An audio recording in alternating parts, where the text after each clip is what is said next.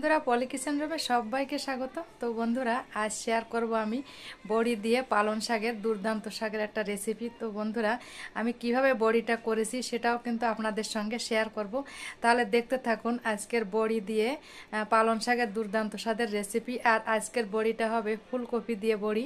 তো দেখতে থাকুন বন্ধুরা আজকের ফুলকপির বড়ি আর সহ বড়ি দিয়ে আমি পালং শাকের দুর্দান্ত স্বাদের রেসিপি করেছি। তো চলুন তাহলে দেখে নেওয়া যাক আজকের রেসিপি। তো বন্ধুরা এই বড়ি দেওয়ার জন্য এখানে আমি টাটকা একটা ফুলকপি নিয়েছি। দেখুন তো ফুলকপিটাকে ছোট ছোট টুকরা করে কেটে একটু ধুয়ে নিয়েছি। আর জলটাও কিন্তু এভাবে শুকনো কাপড়ের সাহায্যে কিন্তু জলটা একটু ভালোভাবে মুছে নিতে হবে যাতে জল না থাকে। তো আমি মুছে নিলাম শুকনো কাপড় দিয়ে। এই দেখুন তো এবার আমি একটা গ্রেটারের সাহায্যে এই ফুলকপিগুলো গ্রেট করব। আর এখানে ফুলকপির যে ডাঁটগুলো থাকে শক্ত ডাঁট ওগুলো কিন্তু বাদ যাবে। তো গ্রেট করা হয়ে গেল। এবার একটু চেপে চেপে ফুলকপির ভিতরে যে এক্সট্রা জলটা থাকে তো জলটা কিন্তু অবশ্যই বেরিয়ে নিতে হবে। কোনোভাবেই ফুলকপির ভিতর ওই জলটা কিন্তু রাখা যাবে না। ওই জলটা থাকলে এই বড়িগুলো কিন্তু ভালো হবে না। তো জলটা আমার ছেঁকে নেওয়া হলো। এবার আমি একটা মশলা বানাবো। তো মশলা বানানোর জন্য এখানে গোটা জিরা, শুকনো লঙ্কা আর তেজপাতা দিয়েছি। দেখুন তো মশলাটাকে কিন্তু আমি শুকনো খোলায় একটু টেলে নিব। এই দেখুন তো টেলে এটাকে গরম অবস্থায় কিন্তু গুঁড়ো করব না, একটু ঠান্ডা করে আমি এটাকে গুঁড়ো করে নেব মিক্সারে। এই দেখুন তো মিক্সারে দিয়ে দিলাম। এবার আমি এটাকে গুঁড়ো করে নিয়েছি। এই দেখুন মশলাটা কিন্তু আমার অলরেডি কমপ্লিট হলো।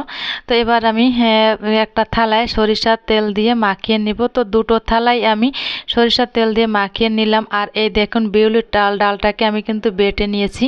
এই দেখুন বন্ধুরা আমি কিন্তু শিলেই বেটেছি, আমি মিক্সারে আমি পেস্ট করিনি, আমি শিলেই বেটে নিয়েছি। তো এই দেখুন আর এখানে আমি নিয়ে নিলাম আদা আর ফুলকপি, গ্রেট করে রাখা ফুলকপি আর এই মশলা। এই মশলাটা দিলে না ফুলকপিটা কিন্তু দারুণ টেস্টি হবে খেতে। তো ইচ্ছা ছিল চাল কুমড়ো দিয়ে ফুলকপি দেওয়ার, বড়ি দেওয়ার, কিন্তু চাল কুমড়োটা বন্ধুরা ওটা ম্যানেজ করতে পারলাম না। ওজন্য আমি ফুলকপি দিয়ে বিউলির ডালের বড়ি দিচ্ছি। তো দেখুন ফুলকপি দিয়েও কিন্তু সুন্দর হয় বিউলির ডালের বড়ি। আর যদি এই ধরনের মশলা থাকে, এখানে আদা, শুকনো লঙ্কা, জিরা এগুলো আছে, এই মশলাগুলো দিয়ে দিলাম। তো এবার আমি এই বেটে রাখা যে বিউলির ডালটা বেটেছিলাম, তো বিউলির ডালটা আমি এই মশলার সঙ্গে, এই যে মশলা মিশানো ফুলকপির সঙ্গে মিশিয়ে নিব। মিশিয়ে ভালোভাবে হাত দিয়ে কিন্তু মাখিয়ে নিতে হবে এই বিউলির ডাল। তো আমি এবার একটু পরিমাণ মতো লবণ দিয়ে দিব। তো হালকা একটু লবণ না দিলে কিন্তু ভালো লাগবে না খেতে। তো একটু লবণ দিয়ে দিলাম। লবণ দিয়ে দেখুন আমি হাত দিয়ে কিন্তু ভালোভাবে এই বিউলির ডালটাকে মাখিয়ে নিচ্ছি। এটাকে যত ফেটানো হবে আমি অন্য একটা পাত্রে নিয়ে নিলাম অল্প পরিমাণ, নিয়ে একটু ফেটিয়ে আমি একটু চেক করে নিব। পাশে জল নিলাম, নিয়ে দেখে নিই যদি এটা ভালোভাবে ভেসে ওঠে তাহলে এইটা ফেটানোটা ঠিক হবে। তো এখনও ফেটাতে হবে অনেকটাই। দেখুন পুরোটা কিন্তু ভাসেনি। তো আমি একটু চেক করে দেখালাম আপনাদের। তো এবার আমি আবারও একটু বিউলির ডালটাকে কিন্তু ফেটিয়ে নিব। তো ফেটিয়ে নিলাম। এবার কিন্তু ঠিকঠাক হয়েছে। দেখুন পুরোটা কিন্তু ভেসে উঠেছে। তো এখন আমার ফেটিয়ে নেওয়া একদম পুরোপুরি কমপ্লিট।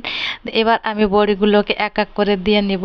তো আমি প্রথমে থালায় বড়িগুলো এক এক করে দিয়ে নেব। এই দেখুন তো এবার আমি কুলোর উপরও বড়িগুলো দিয়েছি। এই দেখুন একটা সাদা কাপড় নিয়েছি। তো কাপড় নিয়ে বড়িগুলোই কিন্তু আমার পুরোপুরি কমপ্লিট হয়ে গেল দেয়া। আর বিশেষ করে এই বড়ি দেওয়ার দিন খুব ভোরে ভোরে উঠতে হবে। আর খুব ভোরেই এই বড়িগুলো কমপ্লিট করতে হবে যাতে রোদটা ভালোভাবে পায়। তো আমিও তাই খুব ভোরে উঠে এই বড়িগুলো কিন্তু একদম দিয়ে দিয়েছি। আর সুন্দর রোদ হচ্ছে দেখুন। তো ওয়েদারের দিক খেয়াল রেখেও কিন্তু এই বড়িটা অবশ্যই কিন্তু দিতে হবে। ভালোভাবে যদি রোদ না পায় কিন্তু এই বড়ির ভালো যদি না শুকায় তো এই বড়ি একটা গন্ধ আসবে আর খেতেও কিন্তু ভালো লাগবে না। তো রোদের দিক খেয়াল রেখে কিন্তু এই বড়িটা দিতে হবে। তো এই দেখুন এই যে বড়িটা আমি 3 দিনের মাথায় কিন্তু এই বড়িটা আমি এই কাপড় থেকে তুলে নিলাম, যে কাপড়ে আমি বড়িটা দিয়েছিলাম। একটা কুলার উপর নিয়েছি। দেখুন তো বড়িটা আমি 3 দিনের মাথায় কিন্তু সমস্ত বড়িগুলো আমি তুলে নিয়েছি। তো এবার আমি 4 দিনের দিন কিন্তু বড়িগুলো, এই যে এটা কিন্তু 4 দিন শুকানো হয়েছে। এই দেখুন বড়িগুলো কতটা সুন্দর হয়েছে। তো এই মশলাটা দেওয়ার কারণে বড়িগুলো কিন্তু একটু লাল লাল মতো আছে। এই দেখুন আর কত সুন্দর হয়েছে। তো বড়িগুলো দিয়ে আমি আজকে রেসিপি করব। তো এখানে আলু কেটে নিয়েছি, বড়ি নিলাম, এই দেখুন এখানে বড়ি নিয়েছি, বাড়িতে তৈরি করা বড়ি। আর নিয়ে নেব কাঁচা লঙ্কা। তো এই দেখুন বন্ধুরা কত সুন্দর হয়েছে বড়িটা, আর কতটা শুকিয়েও গেছে। 4 দিনের মাথায় কিন্তু আমি বড়ি রান্না করে দেখাবো। কাঁচা লঙ্কা, পালং শাক নিয়েছি, আর এখানে নিয়েছি শার্টিং মাছ, আর এখানে নিয়েছি কপি। তো দেখতে থাকুন বন্ধুরা। আর নিয়েছি হলুদ গুঁড়ো। তো প্রথমে আমি মাছটাকে হলুদ আর লবণ দিয়ে মাছটাকে ভালোভাবে একটু মাখিয়ে নেব। তো হলুদটা দিয়ে দিলাম, এই দেখুন। এবার আমি পরিমাণ মতন মাছের ভিতর দিয়ে দিব লবণ। তো লবণ আর হলুদ দিয়ে মাছটাকে ভালোভাবে মাখিয়ে নেব। তো আমি হাত দিয়েই মাছটাকে কিন্তু ভালোভাবে উল্টে পাল্টে মাছগুলোকে মাখিয়ে নিয়েছি। তো এই মাছগুলোকে আমাদের এদিকে কিন্তু শার্টিং মাছ বলে, তো আপনাদের ওদিকে কি মাছ বলে জানি না, তো অবশ্যই কমেন্টে বলবেন এই মাছগুলোকে কি মাছ বলে আপনাদের ওখানে। তো পালং শাক দিয়ে বড়ি কিন্তু দুর্দান্ত হয় খেতে, আমার কাছে তো খুবই ভালো লাগে বন্ধুরা। তো এই দেখুন কড়াই দিয়ে দিলাম, কড়াইটা গরম করে দিয়ে দিলাম সরিষার তেল। তো আজকে রেসিপি হবে সরিষার তেলে। তো তেলটাও কিন্তু আমি ভালোভাবে গরম করে নিলাম। দেখুন এবার আমি প্রথমে এই যে বাড়িতে যে বড়ি বানিয়েছিলাম, তো বিউলির ডালের বড়ি, এই বড়িটাকে আমি এই তেলে আগে একটু ভেজে নিব। তো একটু লাল লাল করে এই বড়িগুলোকে ভাজতে হবে, একটু খেয়াল রাখতে হবে বড়িগুলো যাতে পুড়ে না যায়। আর এই বড়িগুলো যদি পুড়ে যায় তাহলে কিন্তু খেতে একদম তিতা লাগবে আর ভালো লাগবে না। এজন্য এদিকে একটু খেয়াল করেই বড়িগুলো ভাজতে হবে। এই দেখুন আমি কিন্তু বড়িগুলোকে একটু লাল লাল করেই ভেজে নিয়েছি, আবার ভালো ভাজা না হলে কিন্তু ভালো লাগবে না, সেজন্য একটু লাল লাল করেই বড়িগুলোকে ভেজে নিলাম। এবার দেখুন এই যে কেটে রাখা আলুগুলোকে দিয়ে দিলাম। বড়ি ভাজার তেলে আলুগুলোকেও কিন্তু আমি ভেজে নিব। এভাবে সব কিছু ভেজে রান্না করলে কিন্তু দারুণ টেস্ট হয়। তো অল্প পরিমাণ হলুদ গুঁড়া দিয়ে দিলাম, কালারটাও ভালো আসবে, আর লবণ দিয়ে দিলাম।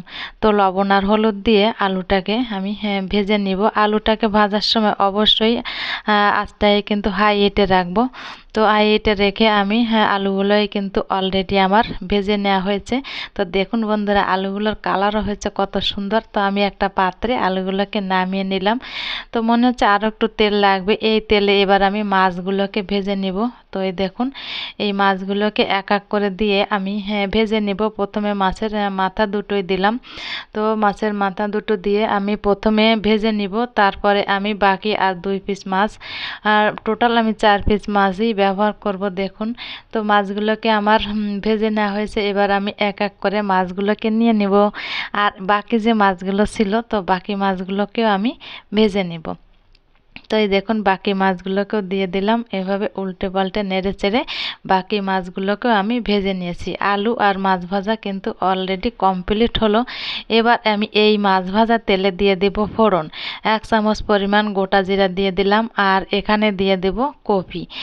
কপিটা দিয়ে একটু উল্টে পাল্টে নেড়ে চেড়ে দেব, আর এখানে একটু হলুদ গুঁড়া দিয়ে দেব কপিতে, আর দিয়ে দেব সামান্য পরিমাণ লবণ। লবণ আর হলুদ দিয়ে কপিটাকে জাস্ট হালকা ভাজতে হবে। এখানে কপি খুব বেশি সময় জ্বালালে কিন্তু কপিটা কিন্তু ভালো গলে না, ওই জন্য হালকা একটু ভেজে নিলাম। আর ভেজে নেওয়ার পরে আমি পরিমাণ মতন জল দিয়ে ঢাকা দিয়ে দিলাম কপিটাকে সেদ্ধ হওয়ার জন্য। তো এই দেখুন এবার আমি ঢাকাটা তুলে নিলাম। 5 মিনিট পরে আমি এই আলুগুলোকে দিয়ে দিলাম। নতুন আলু সেদ্ধ হয়ে যাবে তাড়াতাড়ি, ওই জন্য আলুগুলোকে এখন দিয়ে দিলাম।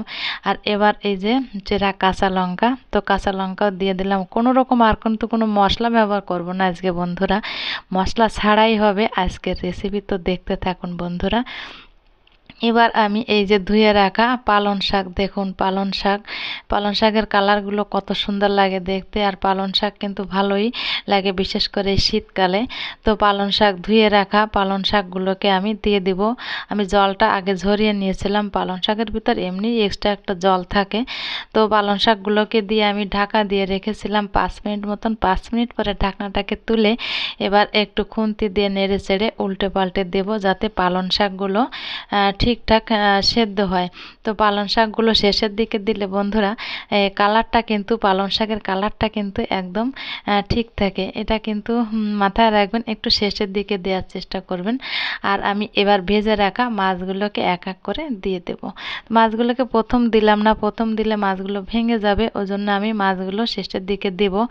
আর এই যে ভেজে রাখা বড়িগুলোকেও প্রথমের দিকে দিলাম না, বড়িগুলোকেও প্রথম দিকে দিলে ওগুলো অনেকটা গলে যায় আর ভেঙে ভেঙে যায়। তো ওই জন্য আমি বড়িগুলোকে কিন্তু মাছ দেওয়ার পরে এখন বড়িগুলোকে আমি দিয়ে দেব।